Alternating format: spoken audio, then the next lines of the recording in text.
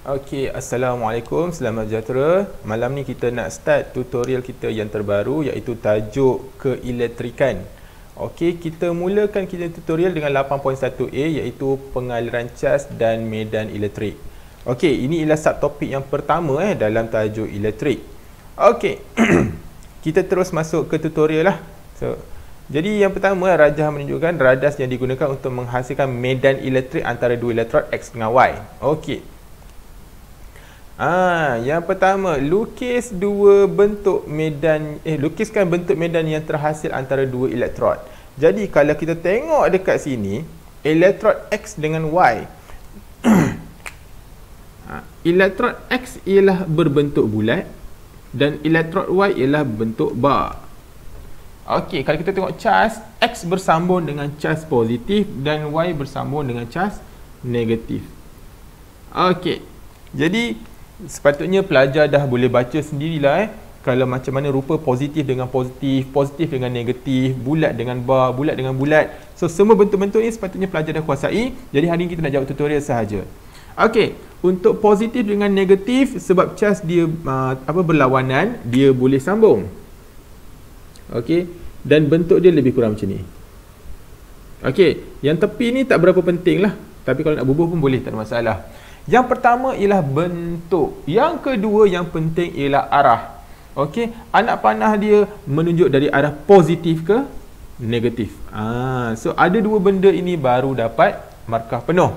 Okey, itu untuk tutorial untuk soalan A. Soalan B, terangkan kenapa VLT. Dalam bahasa Melayu kita panggil voltan lampau tinggi. Kalau dalam bahasa Inggeris EHT, extra high tension. Okey, maknanya kenapa bekalan voltan elektrik yang tinggi kita gunakan dalam eksperimen ini. So jawapan B adalah untuk menghasilkan okey, voltan ataupun beza keupayaan yang tinggi untuk menggerakkan cas antara dua elektrod. Okey, untuk menghasilkan beza keupayaan yang tinggi antara dua elektrod tu, sebab tu kita perlukan very high tension ataupun voltan lampau tinggi. Okey, kita terus masuk yang kedua. Okey, penjana Venn digraph dicas selama 5 minit dan mikroammeter terpesong apabila kubah logam disambung kepada mikroammeter dan sebuah paip logam. Okey, cerita dia macam ni. Okey, Venn digraph.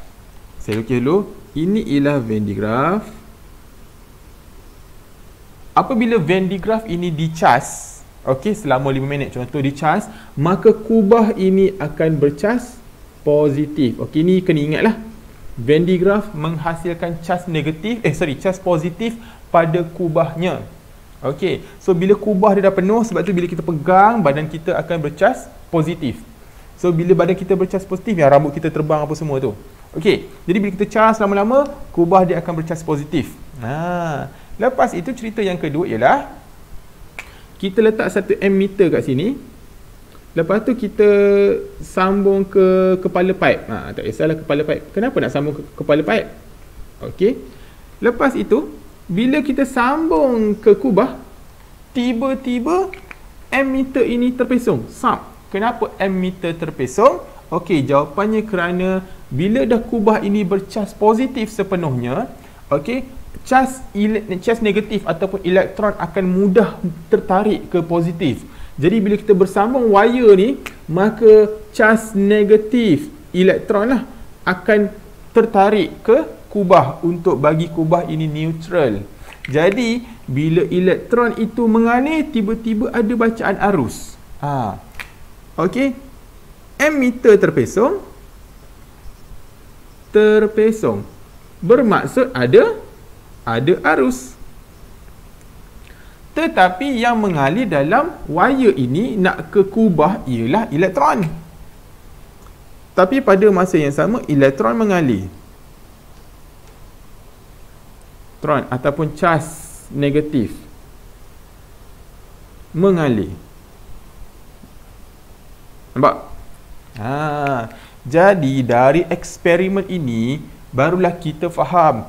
Okey, yang mengalir dalam wire ini ialah charge negatif. Tetapi bila letak emitter, emitter tu terpesong. Emitter tu baca arus. Emitter bukan baca charge. Jadi sebab tu kita dapat kesimpulan bahawa arus elektrik adalah kadar pengaliran cas. Okey, maknanya cas yang mengalir kita panggil arus elektrik.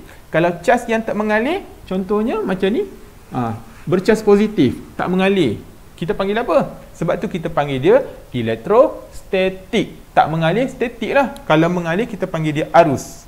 Okey. Jadi kenapa microammeter terpesong? Okey, so jawapannya ialah kerana terdapat pengaliran arus. Okey. Itu jawapan dia. Sebab emitter mengesan arus. Okey. Ataupun kita kata pengaliran cas adalah arus elektrik. So, arus elektrik adalah pengaliran cas. Sebab tu formula dia apa? Arus elektrik ialah kadar pengaliran cas. Okey, tapi kenapa nak sambung dekat pipe logam tu? Apa masalah pipe logam? So, pipe logam ialah untuk dibumikan. Pipe logam ni, pipe logam. Pipe logam adalah dibumikan. Okey, ataupun ground.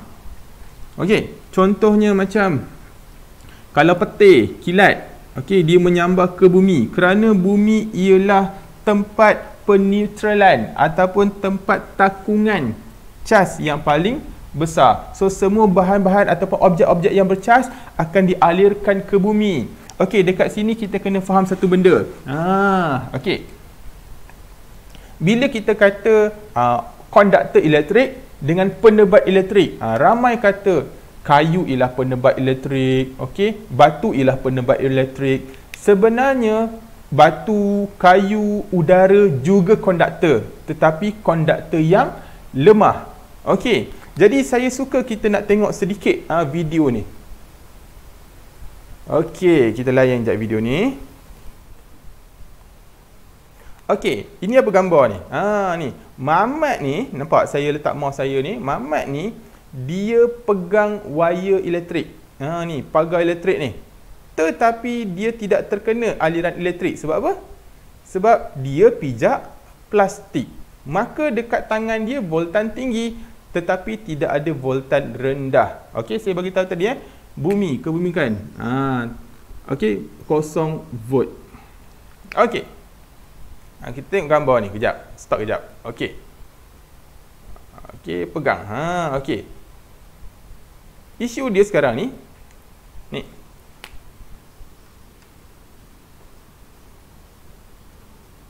Mamat ni dia pegang, contoh letaklah berapa volt nak? Letak 300 volt. Mamat ni pegang 300 volt. Dan 300 volt, okey, kita kena faham satu benda. Arus elektrik dia mengalir dari voltan tinggi ke voltan rendah. Sekarang ni tangan dia pegang 300 volt. Voltan tinggi. Tetapi ada tak voltan rendah? Voltan rendah kat mana? Bumi. 0 volt. Makna kaki dia tak pijak bumi. Kaki dia pijak pelapik. Jadi tidak ada voltan rendah dekat situ. Kawan dia yang kedua, pegang tangan dia. Okey. Kawan dia pun tak jejak tanah juga. Jadi tidak ada 0 volt. Okey. Okey, so kawan dia sampai 4 orang. Nampak? Walaupun kawan yang pertama ni pegang pagar elektrik, semua tidak ada renjatan elektrik. Tapi ada seorang yang terakhir ni dia buat apa? Dia buka kasut. Apa pasal dia buka kasut? Sebab dia nak contact dengan ground. Okey. Ground tu bumi lah. Okey. Baik. Tu dia pegang. Okey. Sekarang ni kita tengok. Dekat tangan saya tunjuk pakai mouse dekat tangan sini 300 volt. Okey, tapi tak boleh mengalir masuk ke tanah sebab terhalang oleh plastik. Jadi ni pun terhalang sampai dekat sini kaki dia ni pijak tanah. Jadi bila pijak tanah,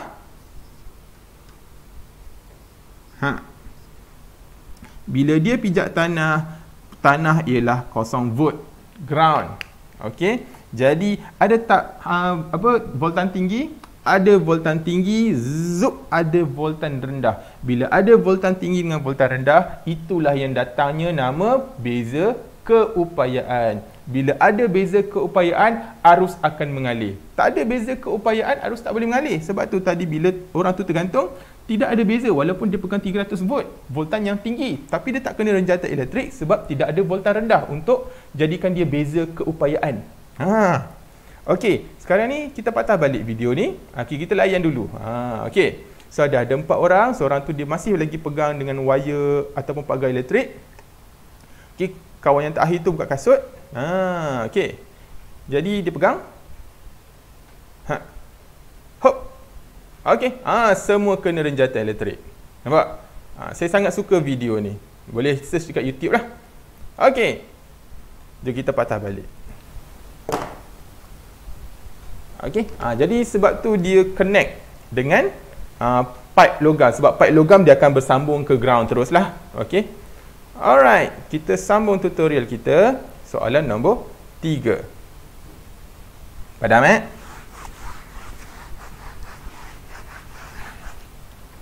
Okey. Okey, plate logam R dengan S. Okey, ada bola. Bola.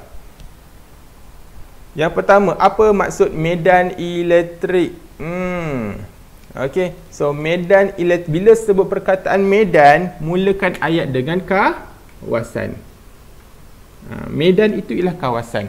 Contoh, apa maksud medan graviti? Sama juga kawasan. Apa maksud medan magnet? Kawasan juga. Ni apa maksud medan elektrik? Kawasan. Kawasan apa? Di mana daya. Okey, di mana daya elektrik dapat, ada yang kata dirasai, boleh lah.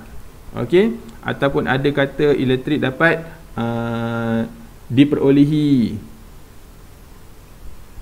Okey, ataupun dialami. Okey, itu ialah maksud medan elektrik. Maknanya daya, mesti ada daya, daya tolakan ataupun daya tarikan dapat dialami ataupun dirasai.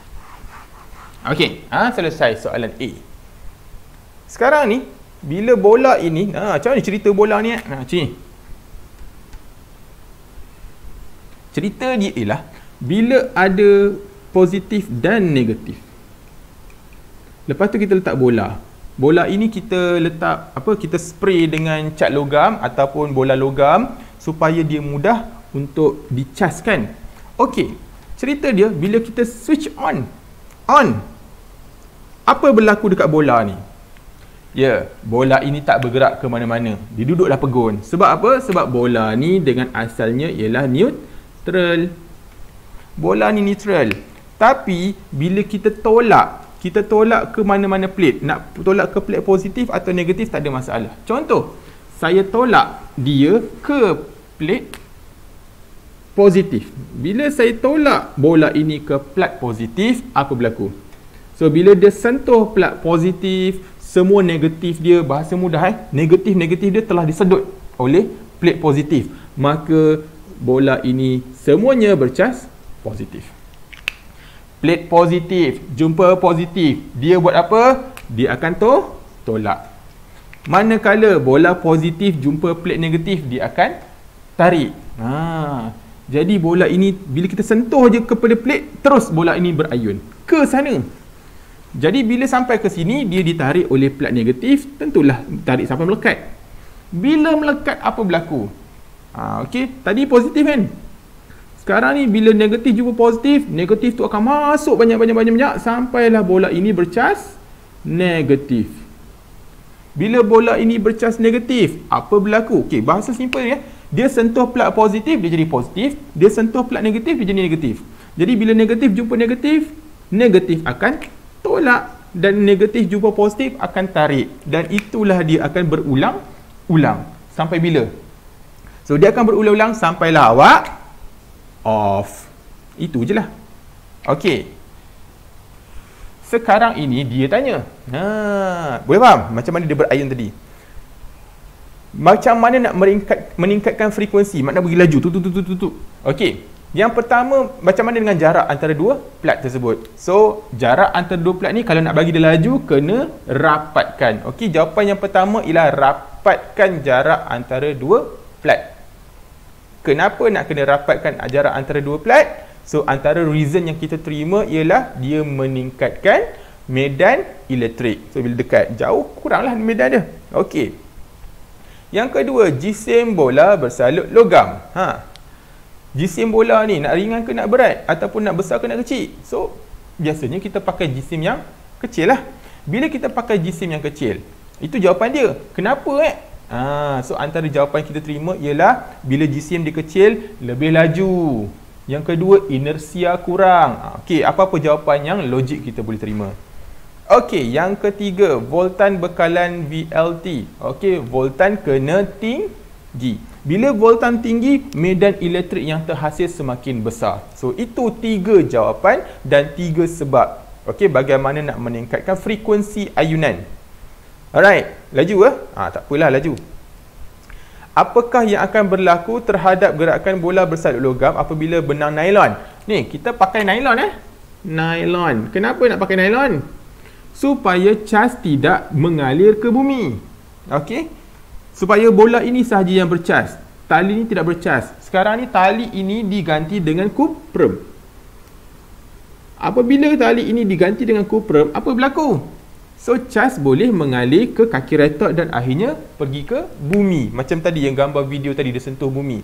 Jadi, bila cas mengalir ke bumi, maka bola ini akan jadi neutral.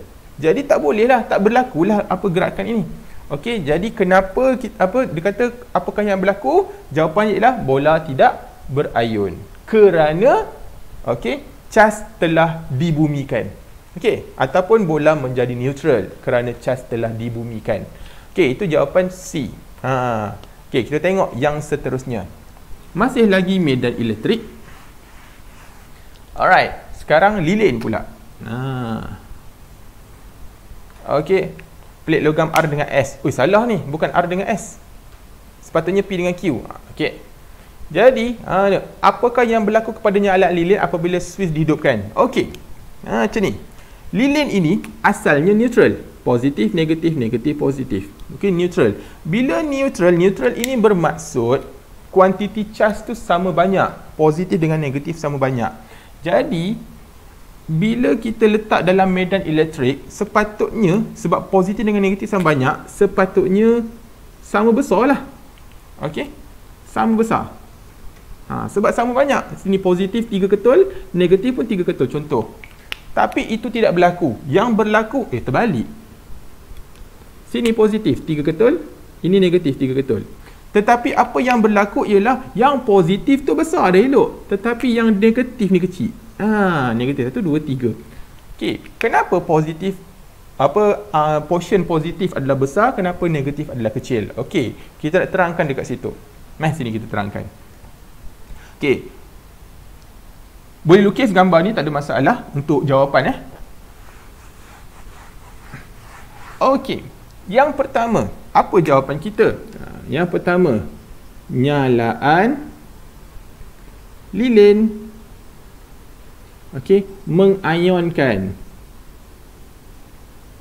molekul udara di sekelilingnya. Di sekelilingnya. Okey. Bila dah ada ion iaitu positif negatif, ion positif tertarik ke mana? Plat negatif. Atau sebaliknya, ion negatif tertarik ke plat positif. Okey, nombor 3 kita bagi tahu. Siapa yang besar? Okey. Nyalaan ion positif lebih besar. Nyalaan lebih besar ataupun nyalaan yang tertarik ke plat negatif lebih besar. Kenapa? Ini yang paling penting. Kenapa nyalaan ion positif lebih besar? Jawapannya ialah kerana ion positif lebih berat. Ni. Ion positif itu lebih berat. Jangan sekali-kali jawab ion positif lebih besar. Kalau nak kata nyalaan positif, ia besar. Tetapi ion tu, dia lebih berat. Dia bukan besar. Okey. Kenapa kalau berat dia besar? Cerita dia simple je. Okey, yang tertarik ke sini ion positif. Yang tertarik ke sini ialah ion negatif. Okey. Kenapa ion positif besar? So, simple sahaja. Bila kenapa portion ataupun saiz nyalaan positif adalah besar? Ion positif ialah berat. Bila berat, dia bergerak perlahan-lahan ke plat negatif.